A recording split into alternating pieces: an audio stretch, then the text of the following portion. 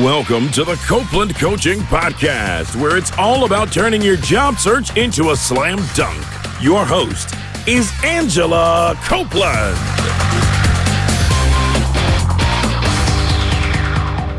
Welcome to the Copeland Coaching Podcast. I'm your host, Angela Copeland. In the studio with me today, I have Julianne Watt. Julie is the project coordinator at RedRover Sales and Marketing. RedRover is an advertising agency that integrates sales training and coaching with marketing and public relations, combining traditional and guerrilla strategies. Julie, thank you for joining me today. No problem. Glad to be here. So I met you earlier this year when you were kind of in a career transition and you were kind of trying to decide what was next. Can you talk to me a little bit about your previous career? Sure. So for the past couple of years, I was a district manager for Abercrombie & Fitch.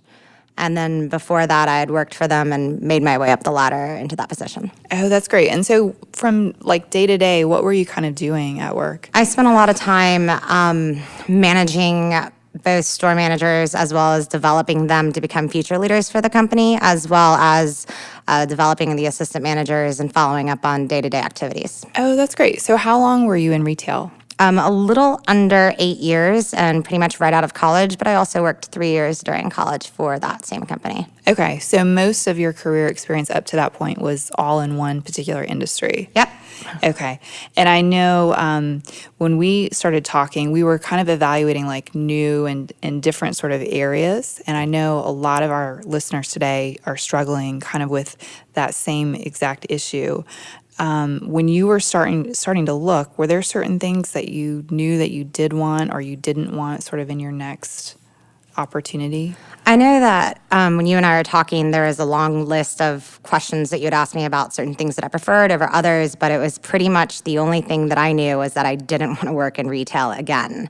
I knew that there's corporate environment and independence, startups, and smaller, but I knew that I was just used to a very relaxed, very young environment that was super high-paced, and it was kind of different to try to get somewhere else. I was just kind of at a loss. Yeah, absolutely. And I think, I think you were looking also to stay in the same city here in Memphis. Yep. And I don't remember if there were other specific requirements when we first started. No, I think that it was just really, I don't want to be in retail, and I do want to stay in Memphis. The rest of it didn't matter because I felt like I could find happiness somewhere, but I just didn't want to leave this city. It's a good city. Yeah, absolutely. And I felt, too, that it was really important. I felt that it was really important to find a position that really utilized your strengths so that you could, feel challenged and, actually find things that kind of transferred. I think that was also really tough because I didn't know exactly what my strengths might have been at the time. It was kind of hard. Yeah. So as we started talking sort of through the coaching process, you explored a number of different options and you kind of mentioned them before. I think we talked some about corporate, nonprofit, advertising agencies. I think we even discussed the possibility of startups. The way that you really started to, I think, narrow it down was through informational interviewing. Can you share with our listeners a little bit about what informational interviews are and then kind of how they helped you in this process? Sure. So the way that informational interviews translated in my head, it reminds me a lot about like sorority recruitment. So you go in and you really just sit down and talk to somebody from that type of field. So I was lucky enough to get set up with exactly what I needed. I was talking to somebody from corporate nature who really told me the ins and outs about what I should expect, the pros and cons of working there. The nice thing was that she was very straightforward. I can remember coming back the next day and really just being like, man, corporate, sitting in cubicles was not my thing.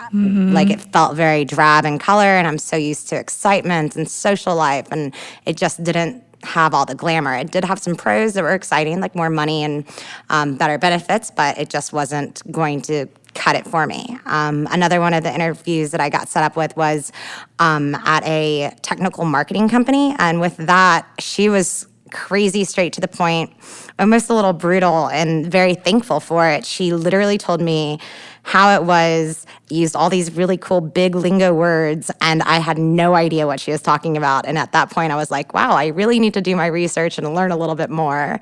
A few more that you set me up on was somebody with a startup business, and he had started his own medical supply company, and it seemed like it was a really awesome idea because that was something I was super considering at that moment. But at the same time, he told me the pros and cons, what it was like to start up, some of the positives about his relationship, some of what you think your mind has to be, what you can expect going forward, and that same thing. And lastly, I'd say the most helpful informational interview was with somebody at another agency who really was going through a similar transition that I was going through. So making a huge jump from some other role into, like, she went from nonprofit into an advertising agency, and that was very confusing and tough for her. So it was great to sit down and relate with that. And then also from that, I guess she liked me enough because she set me up with an interview as well. Oh, that's great. Yeah. That's great. I mean, you can't always assume that an informational interview will lead to a real interview, but sometimes, you get to know someone and they really kind of buy into what you're doing. And I could see how she would really relate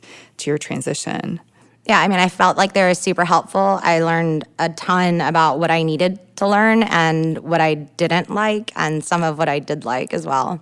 I remember when you came back from that particular informational interview with the agency that it sounded like you felt like you fit in there. Like, it was a really different feeling to me than when you went to corporate. Like, it felt like it made more sense. Oh, yeah, definitely. I mean, the corporate world sounded luxurious, but the agency world sounded a lot more like what I'm used to. Very upbeat, fast-paced, more social, fun in a way. Yeah, and you get to work on a lot of, different brands with different clients, and you do work with much younger people.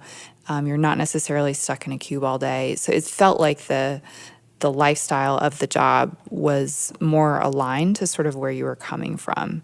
At least that's what it appeared. Yeah. Definitely. I found them incredibly helpful. I mean, there was also, these people were just I was very lucky to have them very straightforward with me. They were just straight to the point. It was great. Well, I think that's a really good point, because if you had just gone into a normal job interview, most of the time they won't be that honest. Right, filled with fluff. Yeah, because they're kind of like, they're being paid to sit there and try to convince you to come to work there. So they're not probably going to tell you the bad stuff. And I think too, when we did coaching, we could have sort of talked all day long about would corporate be better in agency or startup.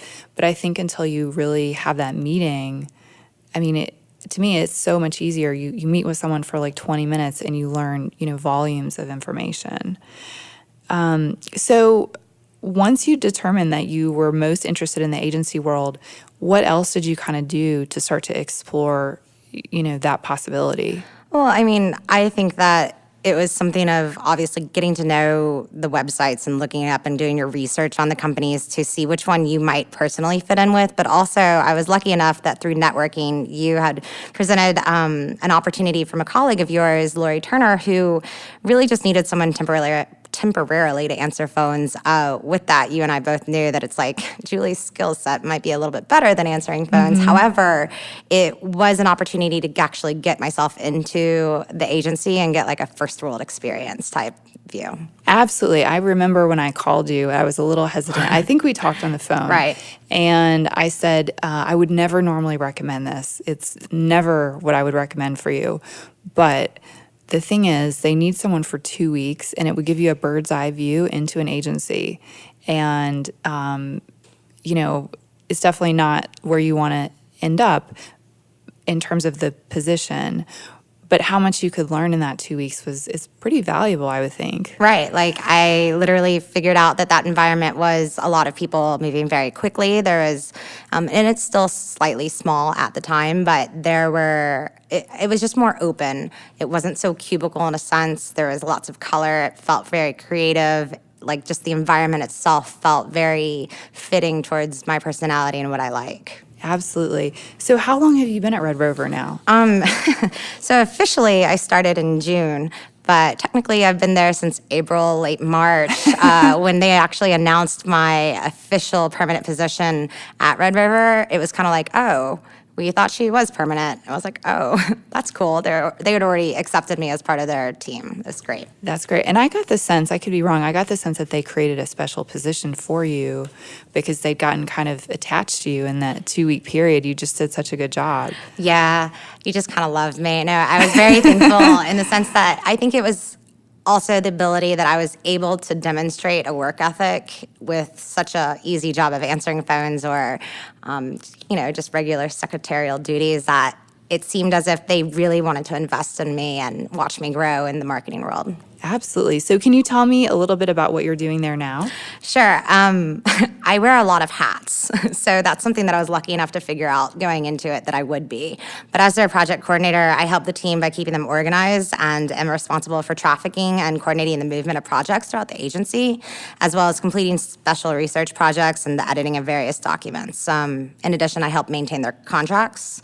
I ensure that they are drafted correctly, they read correctly, and that their clients are returning them signed. It's also my responsibility to market RedRover by executing our digital strategy with web, email campaigns, and social media. So totally follow us on Twitter, LinkedIn, and, YouTube, Pinterest, and Facebook. Oh, that's great. That's great. So I think I've told you that Lori brags to me about you quite a lot and the kind of motivation that you have. And she tells me she can hear you like running up and down the halls because you move so quickly.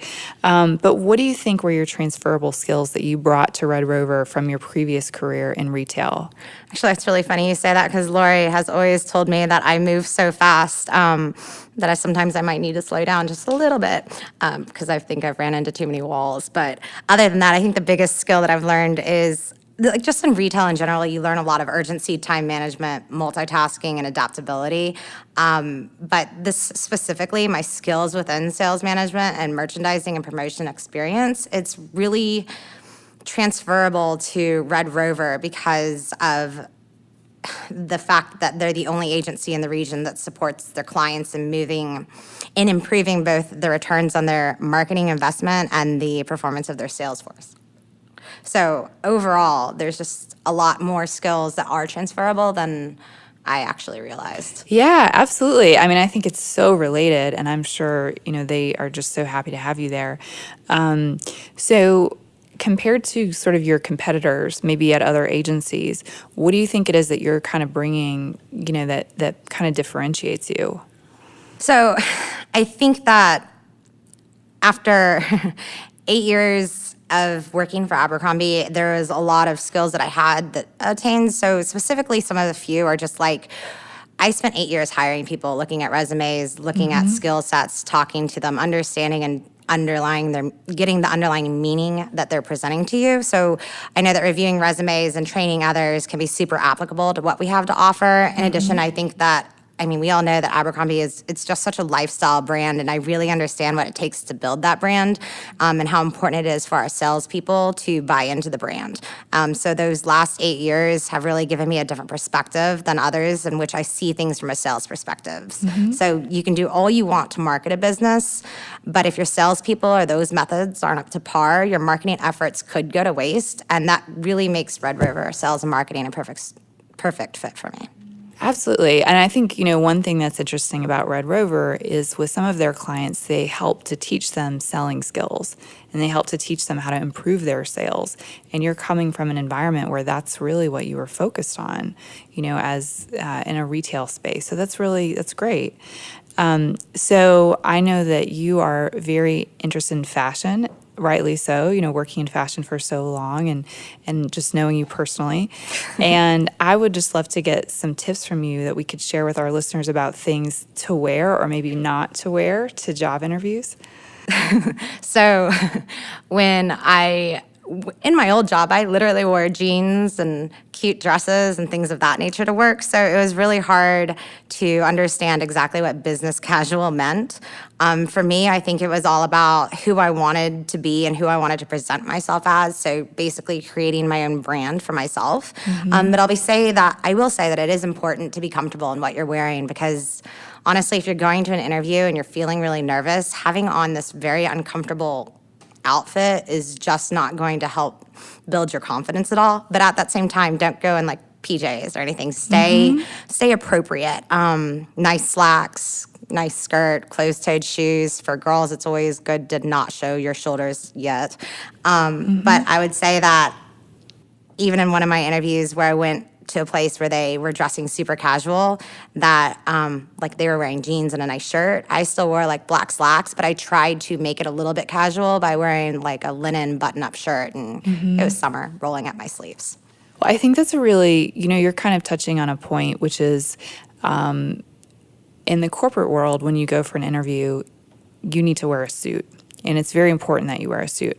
But when you go to the agency world, sometimes if you wear a suit, it actually comes across very badly because it makes you look too corporate and too stuffy, like you're not going to fit into this creative environment. So to me, what you're describing is really finding a place between the business suit and the really casual look that represents you, that you're comfortable in.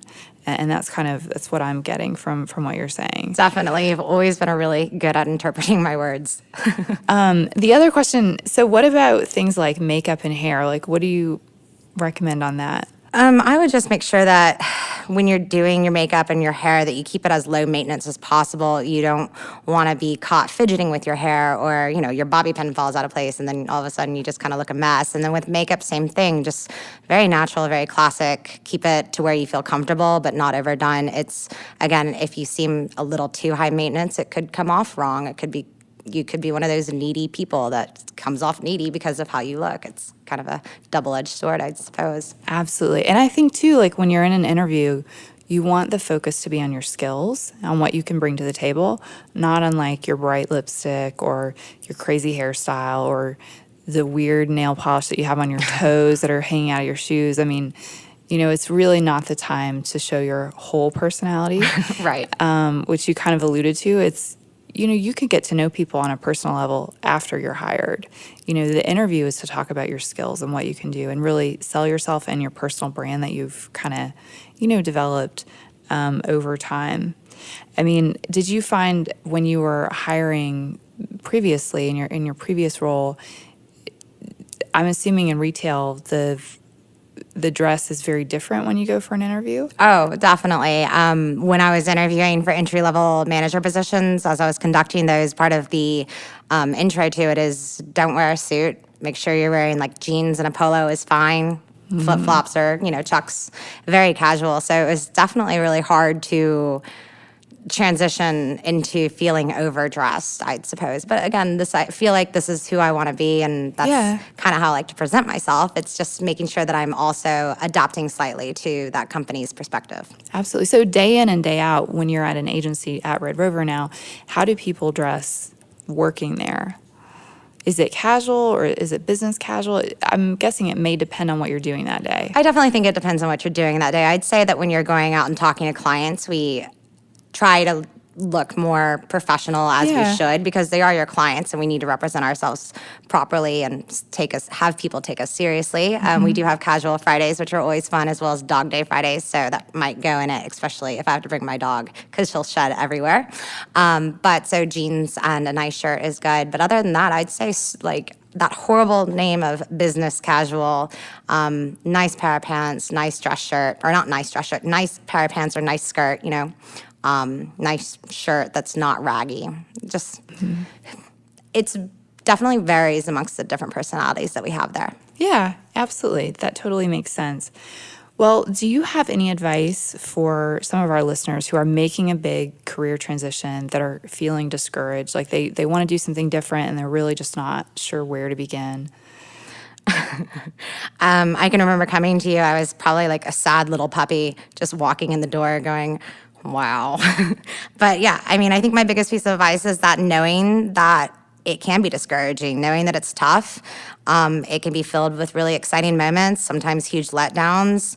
That's the best piece of advice I can give, is just knowing that and accepting that it's going to be tough. And so that way you can prepare for them, you're aware of them, and you know that they're going to happen. But at the same time, it's going to eventually have a happy ending. Just be prepared for that long search, and it doesn't happen immediately, but I think the last thing is go out and hire you, because you're kind of awesome. You're really there to help me celebrate my wins, to like not celebrate my losses, but be there in support of my losses. And, oh man, that's too bad. And it was really comforting. And I thought that was super helpful. Oh, well, thank you. You're welcome.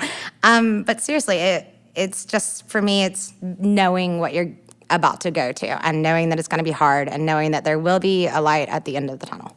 Yeah, I think you're right. And you mentioned long search. And I think, your search was actually really quick, relatively speaking. But I think sometimes people picture that it should take like a few weeks. And once you've been in your career for, say, like 8 years like you have, it can take months, it can take a long time. And, I think just setting that expectation in your mind, and also realizing lots of people are going through this. I mean, I have a lot of clients that come in. There are specific stages in life that I see.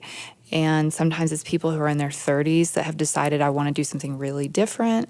Maybe it's people who are younger and they've decided they want to make a lot more money. Or maybe it's people who are older that have decided money is less important. But whatever that point that they hit is, that transitional period, it is really a struggle, but it's a normal struggle. It's a struggle that a lot of people go through. So I think, looking for support like you did is really important, and sort of having somebody to be your champion and to sort of help to hold you accountable, I guess, to make sure that you keep moving in the right direction. Right. It was, even when you want to give up hope, you're like, all right, what's next? And you're like, okay, let's go. Yeah, I think it worked out really well. So is there any other advice that you'd like to share with our listeners today? I mean, I think personally, for me, work is like literally 25% of your life. You might as well do something that you enjoy, and then also like work hard. It doesn't really matter what other people do, and you can't measure your success on them, but what you can measure is your work ethic and how hard you work, and that can really, to me, defines who you are. Oh, I totally agree. That's great advice. The other thing I thought of as you were mentioning that is sometimes job seekers get really stuck on minimum requirements when they look at a job description. And I don't know if you and I ever talked about this, but if we had just been going off minimum requirements, probably the job you got required some agency experience. Oh, yeah. And so I always like to say, let them tell you no. Don't tell yourself no before they even know about you, because I know, like in RedRover's case, they're so thankful to have found you. You have such a skill set that they would not have found in somebody else. And so, it's identifying what your transferable skills are, and, looking for an employer who's willing to give you a chance, because you just need one. And I know that, had you interviewed at multiple different agencies, some would have given you a chance, and others, they may not have been able to make that jump with you kind of mentally from retail to the agency world. But just because one person can't make the jump doesn't mean somebody else can't. And in this case, RedRover was able to do that really easily. Super thankful. Yeah. I'm so glad that it worked out. Well, so my very last question for you is, you mentioned listeners can follow RedRover. How can they learn more about RedRover if they're interested, or where can they follow you? So on Twitter, it's just at RedRover Company. Sorry, everybody thinks I say Red River. I don't know why. But basically, what we are doing on our social media is really trying to stay on top of marketing and sales trends, as well as best practices. You can also check us out on Facebook at RedRover Company, or it's at RedRover Sales and Marketing, and then LinkedIn as well. Also, you can check out our website at www.redrovercompany.com, as well as you can be added to our Rover treat list to get our biweekly newsletters with marketing and sales best practices. Absolutely. That's great. That's great. And I know, so this podcast won't air until next week, but everybody should check out all this stuff, because I think there'll be a lot of exciting things happening between now and next week that they'll want to look at on the RedRover site. Yep, but right now it's a big secret. That's right. That's right. Well, Julie, thank you so much for joining me today. This discussion has been incredibly helpful, and thank you everyone for listening. Tune in next week for another edition of the Copeland Coaching Podcast. Thank you for listening to the Copeland Coaching Podcast today with your host, Angela Copeland. Tune in next time to get more great tips on turning your job search into a slam dunk.